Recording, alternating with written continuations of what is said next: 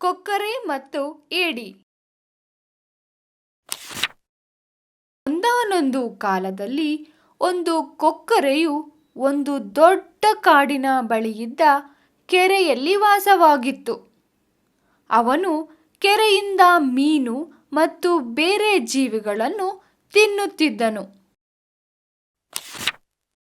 ಹಲವು ವರ್ಷಗಳು ಕಳೆದವು. ವಯಸ್ಸಾದ ಅವನು ಬಲವನ್ನು ಕಳೆದುಕೊಂಡನು. ಅವನಿಗೆ ಮೀನು ಹಿಡಿಯಲು ಆಗುತ್ತಿರಲಿಲ್ಲ. ಅವನಿಗೆ ಊಟ ದೊರೆಯಬೇಕಾದರೆ ಅವನು ಬೇರೇನಾದರೂ ಉಪಾಯ ಮಾಡಬೇಕಾಯಿತು. ಒಂದು ದಿನ ಕೊಕ್ಕರೆಯು ಕೆರೆಯ ಮಧ್ಯದಲ್ಲಿ ಒಂಟಿ ಕಾಲಿನಲ್ಲಿ ನಿಂತನು. ಯಾವುದೇ ಮೀನನ್ನಾಗಲಿ ಕಪ್ಪೆಯನ್ನಾಗಲಿ ಹಿಡಿಯಲಿಲ್ಲ. ಇದನ್ನು ಕಂಡು ನೀರಿನಲ್ಲಿದ್ದ ಜೀವಿಗಳೆಲ್ಲ ಆಶ್ಚರ್ಯಪಟ್ಟವು. ಒಂದು ಏಡಿಯು ಅವನ ಬಳಿ ಬಂದನು. ಏನ್ ವಿಷಯ, ನೀವಿಂದು ಒಂದೂ ಮೀನನ್ನು ಹಿಡಿಯಲಿಲ್ಲವಲ್ಲ ಎಂದು ಕೇಳಿದನು. ಈಗ ಕಾಲ ಹಿಂದಿನಂತಿಲ್ಲ ಮಗು ಎಂದು ಕೊಕ್ಕರೆಯು ಬೇಸರದಿಂದ ಹೇಳಿದನು. ಈ ಕೆರೆಯನ್ನು ತುಂಬಿಸಿ ಇದನ್ನು ಒಂದು ಗದ್ದೆಯನ್ನಾಗಿ ಮಾಡುತ್ತಾರಂತೆ. ಆಗ ಈ ಕೆರೆಯಲ್ಲಿರುವ ಎಲ್ಲ ಜೀವಿಗಳು ಸಾಯುತ್ತವೆ. ಅಯ್ಯೋ, ಇದೊಂದು ಕೆಟ್ಟ ಸುದ್ದಿ. ನಾನು ಹೋಗಿ ಬೇರೆಯವರಿಗೆಲ್ಲ ಹೇಳುತ್ತೇನೆ ಎಂದಿತು ಏಡಿ. ಏಡಿಯು ಬಹಳ ಅವಸರದಿಂದ ಎಲ್ಲರಿಗೂ ಕೊಕ್ಕರೆ ಹೇಳಿದ ಸುದ್ದಿಯನ್ನು ತಲುಪಿಸುತ್ತಿತ್ತು. ಇದನ್ನು ನೋಡಿ ಕೊಕ್ಕರೆಗೆ ಬಹಳ ಸಂತೋಷವಾಯಿತು. ಮೀನುಗಳಿಗೆ ಈ ಸುದ್ದಿಯನ್ನು ಕೇಳಿ ಭಯವಾಯಿತು. ಅವೆಲ್ಲ ಕೊಕ್ಕರೆಯ ಬಳಿ ಓಡಿದವು.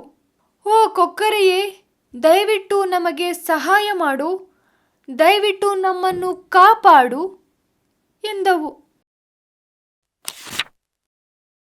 ಆ ಕುತಂತ್ರಿ ಕೊಕ್ಕರೆಯು ಬಹಳ ಯೋಚಿಸಿ ಅವರ ಕಡೆ ನೋಡಿದನು.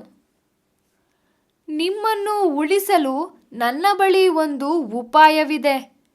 ನೀವು ಒಪ್ಪಿದರೆ ನಾನು ನಿಮ್ಮನ್ನು ಇಲ್ಲೇ ಹತ್ತಿರದಲ್ಲಿ ಇರುವ ಒಂದು ದೊಡ್ಡ ಕೆರೆಗೆ ಕರೆದುಕೊಂಡು ಹೋಗುತ್ತೇನೆ ಎಂದು ಹೇಳಿದನು.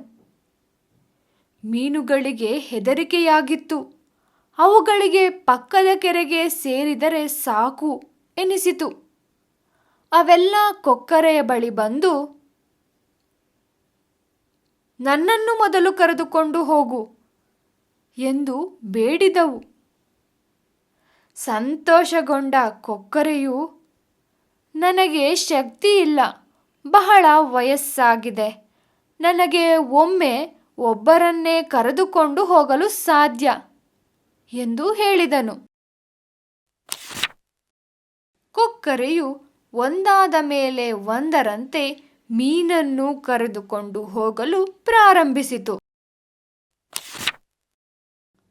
ಆದರೆ ಅವನು ಪ್ರಮಾಣ ಮಾಡಿದಂತೆ ಕೆರೆಗೆ ಕರೆದುಕೊಂಡು ಹೋಗುತ್ತಿರಲಿಲ್ಲ. ಅದರ ಬದಲು ಅವನು ಅವರನ್ನು ಒಂದು ದೊಡ್ಡ ಬಂಡೆಗೆ ಕರೆದುಕೊಂಡು ಹೋಗಿ ಅಲ್ಲಿ ಕುಳಿತು ಅವುಗಳನ್ನು ತಿನ್ನುತ್ತಿದ್ದನು. ಏಡಿಗೆ ಕೊಕ್ಕರೆ ಮೇಲೆ ಅನುಮಾನ ಹುಟ್ಟಿತು. ಆದ್ದರಿಂದ ಅವನು ಕೊಕ್ಕರೆಯನ್ನು ಗಮನಿಸಲು ಪ್ರಾರಂಭಿಸಿದ. ಒಂದು ದಿನ ಅವನು ಕೊಕ್ಕರೆಯ ಬಳಿ ಹೋದನು. ಅಯ್ಯ, ಈ ಬಾರಿ ದಯವಿಟ್ಟು ನನ್ನನ್ನು ಕರೆದುಕೊಂಡು ಹೋಗು, ನನ್ನನ್ನು ಕಾಪಾಡು. ನೀನು ತುಂಬ ಸಮಯದಿಂದ ಮೀನುಗಳನ್ನು ಕಾಪಾಡುತ್ತಿರುವೆ. ಈಗ ದಯವಿಟ್ಟು ಒಂದು ಪಾಪದ ಏಡಿಯಾದ ನನ್ನನ್ನು ಕಾಪಾಡು ಎಂದನು. ಕೊಕ್ಕರೆಗೆ ತನ್ನ ಉಪಾಯದ ಬಗ್ಗೆ ಸಂತೋಷವಾಯಿತು. ಈಗ ಬೇರೆ ರೀತಿಯ ಮಾಂಸವನ್ನು ತಿನ್ನುವ ಸಮಯ ಬಂದಿದೆ ಎಂದು ಯೋಚಿಸಿದನು. ಅವನು ತನ್ನ ಕೊಕ್ಕಿನಲ್ಲಿ ಏಡಿಯನ್ನು ಹಿಡಿದು ಹಾರಲು ಪ್ರಾರಂಭಿಸಿದ. ಕೊಕ್ಕರೆಯು ಹಾರುತ್ತಿದ್ದಾಗ ಏಡಿಗೆ ಬಂಡೆಯ ಮೇಲೆ ಮೂಳೆಗಳ ರಾಶಿ ಕಾಣಿಸಿತು. ಅವನಿಗೆ ತಕ್ಷಣವೇ ಅವು ಕೊಕ್ಕರೆಯು ಕೆರೆಯಿಂದ ಕರೆದುಕೊಂಡು ಬಂದ ಮೀನುಗಳ ಮೂಳೆ ಎಂದು ತಿಳಿಯಿತು. ಏಡಿಗೆ ಭಯವಾಯಿತು. ಆದರೂ ಅವನು ಧೈರ್ಯ ತಂದುಕೊಂಡು, ಅಯ್ಯ ಕೊಕ್ಕರೆಯೇ, ಕೆರೆಯು ಇನ್ನೂ ಎಷ್ಟು ದೂರ ಇದೆ ಎಂದು ಕೇಳಿದನು. ಕೊಕ್ಕರೆಯು ನಕ್ಕು ಉತ್ತರಿಸಿದನು, ಯಾವ ಕೆರೆಯೂ ಇಲ್ಲ. ನೀನು ಸಾಯಲು ಸಿದ್ಧನಾಗು. ಆ ಏಡಿಯು ಬುದ್ಧಿವಂತನಾಗಿದ್ದ.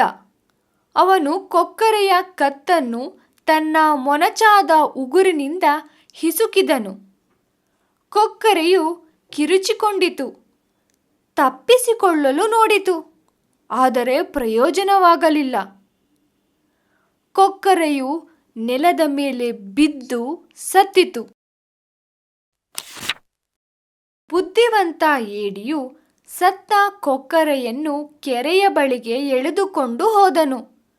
ಕೆರೆಯಲ್ಲಿದ್ದ ಜೀವಿಗಳಿಗೆಲ್ಲ ಕ್ರೂರ ಕೊಕ್ಕರೆಯು ಹೇಗೆ ಎಲ್ಲರಿಗೂ ಮೋಸ ಮಾಡುತ್ತಿತ್ತೆಂದು ಹೇಳಿದನು.